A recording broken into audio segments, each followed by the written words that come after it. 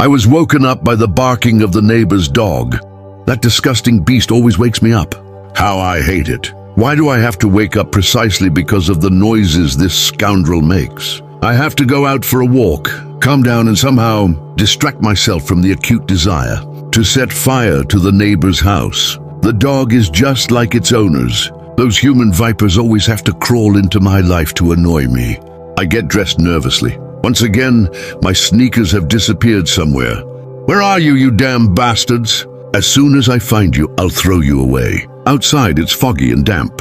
I walk along a slippery path through a gloomy forest. Most of the leaves have already fallen, exposing the gray trunks of half-dead trees. Why do I live in the middle of this gloomy swamp? I take out a cigarette. I don't feel like smoking, but an old habit says I should. Is it necessary? Since when did a cigarette become a duty for me? Yes, smoking in the morning on an empty stomach is quite disgusting.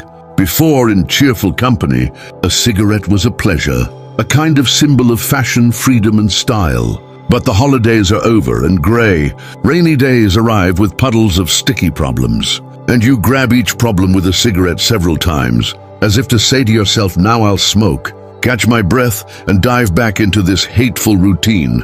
Cigarette smoke got in my eyes, and for a minute I covered them with my hands like an offended child. I'm tired of everything. And then, as if to confirm my thoughts, a birch branch leaning insidiously hit me painfully in the face. Bastard! In a rage, I broke it and threw it aside. It hung from a tree and began to swing and bounce like a clown, as if showing me all my powerlessness to change anything in this world. I continued to wander dejectedly. Whenever I tried to fight this world, it first gave in, offering hope, and then gave me a good slap in the face. It's only in the movies that heroes reach their goal, sweeping away everything in their path. That's not how life is. Life is like playing roulette. First you win once, twice, 3 times. You imagine yourself a winner. You feel like you have the whole world in your pocket. But in the end, you're always the loser. You're just a goose at the party, fattened up to be fried and eaten later to the sound of cheerful music and laughter. You're wrong, this isn't your party. You're wrong. So reeling from these dark thoughts, I went out to the sea. Small waves brutally bit at the sandy shore. The sea blew hostilely over me with a cold dampness. Fat seagulls walked lazily along the shore and pecked at some kind of rottenness. There was not a drop of emotion or intelligence in their eyes. Just a cold, black emptiness. These eyes seemed to reflect the whole world around me, just as cold and hostile. A homeless man was collecting empty bottles on the shore. Get out of here, asshole. I want to be alone. No, apparently he's heading towards me, probably to beg. I'd better go home. There's no peace anywhere. How tired I am. This fatigue always accompanies me, even when I'm resting. I live as if I were serving a sentence. It seems that soon everything should change. A new life will begin. And then I will become different and be able to enjoy life. But all this is in the future. In the meantime, it's all the same hard and boring work. I keep waiting, but the future never comes. Now, as usual, I'll eat my tasteless breakfast and go to my boring job, where I'll once again squeeze out results that someone needs. But I don't. Another day of a heavy and meaningless life. I was awakened by the whisper of the early morning stars. What was that sad dream I had? It was as if a fragment of my previous life had returned. It's good that it was only a dream. Relieved, I stretched, just like my cat does. Here he is, lazing around, and only his ears show that he is aware of my presence. Get up, you mustachioed little face. Will you come for a walk with me? I ordered myself a sunny day and went to the sea. The path led through the forest, and the whisper of the early morning stars gradually faded into the discordant chorus of birds. Someone was making a special effort there in the bushes. Food! Food! Ah, here's the rascal. Little fluffy ball, how can you scream so loudly? Surprisingly, it had never occurred to me before. All birds have such different voices, but none of them clash with the general chorus. And they always achieve such a harmonious symphony that no sophisticated orchestra can reproduce. The sun spread its rays among the trees. This magical lighting revived the volumetric depth and richness of colors, turning the forest into a wonderful hologram. The path led me carefully to the sea. The emerald waves whispered softly in the warm wind. The coast seemed endless and deserted, but I felt comfort and tranquility, as if this overpopulated world had specially assigned me a secluded corner. Some people believe that the world around us is an illusion that we ourselves create. Well, no, I am not presumptuous enough to claim that all this beauty is just a product of my perception. While I still had the oppressive impression of a dream, I began to remember my previous life, which was in fact so boring and hopeless. Very often I, like many others, tried to demand from this world what was supposedly owed to me. In response, the world became indifferent. Experienced advisors told me that the world does not lend itself so easily.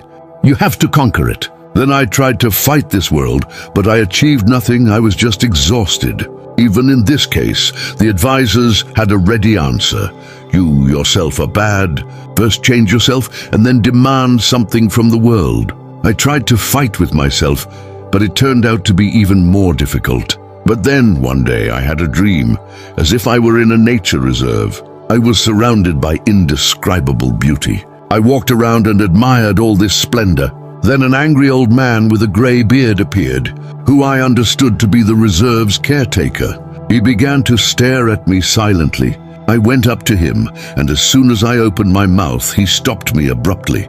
In a cold tone, he said he didn't want to hear anything, that he was tired of capricious and greedy visitors who were always unhappy, constantly demanding something, making noise, and leaving mountains of trash behind. I nodded in understanding and continued on my way.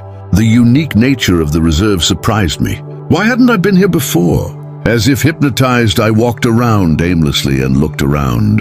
The perfection of the surrounding nature could not be adequately expressed in any thought, let alone in words. Therefore, I had a kind of enthusiastic emptiness in my head. Soon the guard appeared before me again. The stern expression on his face softened a little.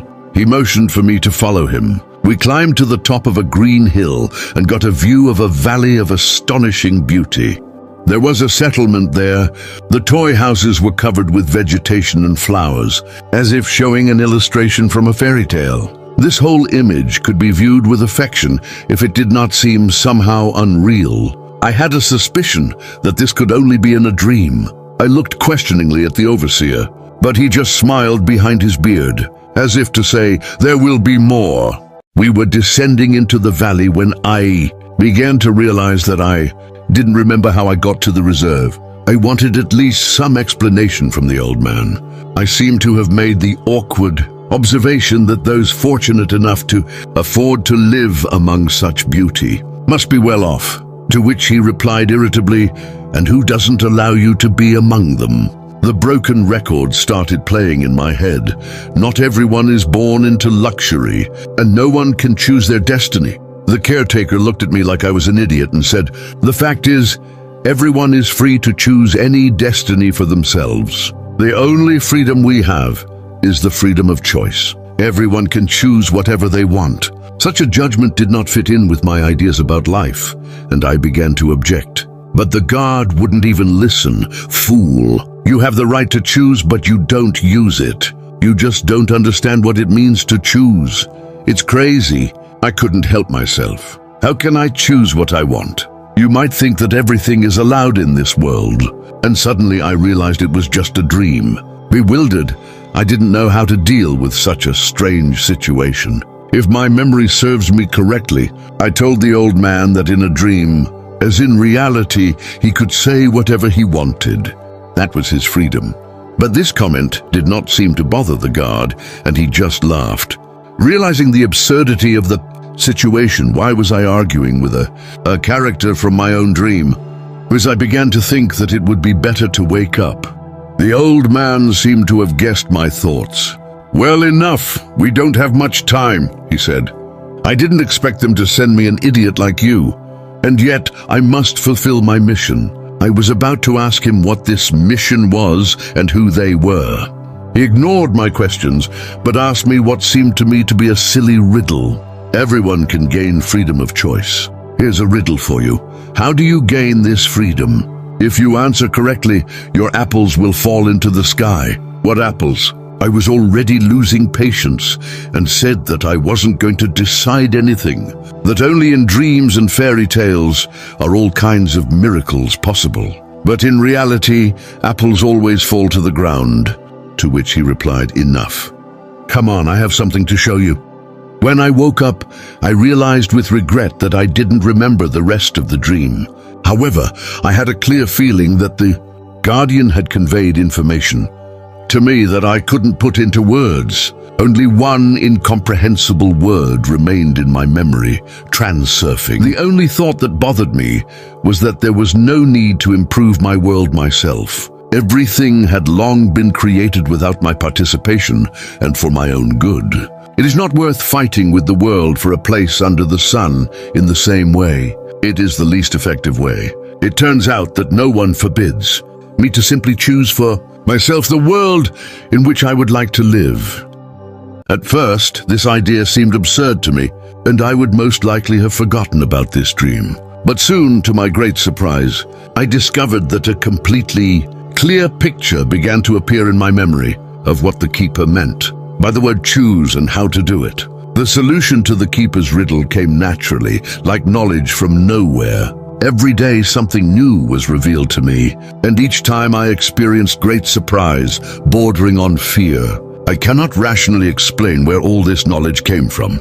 I can only say one thing with complete certainty. None of it could have come from my own mind. Since I discovered transurfing for myself, or rather, was allowed to do so, my life has been filled with a new, joyful meaning. Everyone who has ever been involved in some kind of creativity knows what joy and satisfaction a work created with your own hands brings. But this is nothing compared to the process of creating your own destiny. Although the term destiny creation in its usual sense is not entirely appropriate here.